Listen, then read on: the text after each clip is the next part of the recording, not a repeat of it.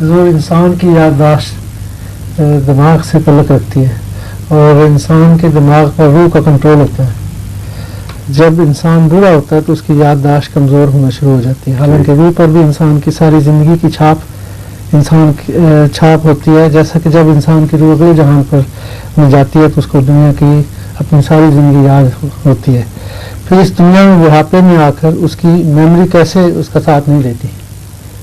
آپ کو کمپیوٹر کا پتہ ہے؟ جی ہاں، کبھی استعمال کیا ہے؟ جی ہاں، اگر کمپیوٹر خراب ہو جائے تو آپ کے دماغ جیسا مرضی ورژن ہو، علم کیسا ہی کامل ہو، آپ اس کمپیوٹر سے صحیح نتیجہ نکال لیں گے؟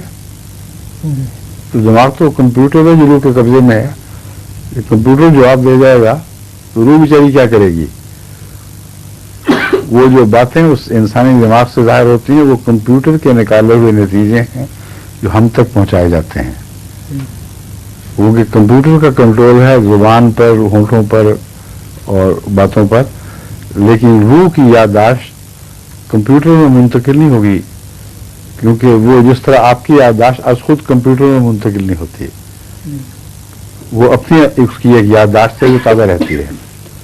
ہاں، کبھی کبھی اس کا اظہار اس طرح ہو جاتا ہے کہ جب ایک انسان کو بے ہوش کیا جائے اور اس کے دماغ کے بعض حصوں پر بجلی کے ہلکے ہلکے شاک دیے جائیں تو ہر بات جو انسان بھولا ہوا ہے وہ سنائی دینے لگتی ہے، جس کا مطلب ہے کہ مٹی نہیں ہے، ملائی گئی ہے کسی اور خرابی کی وجہ سے ہم اس کو پہنچ نہیں سکتے.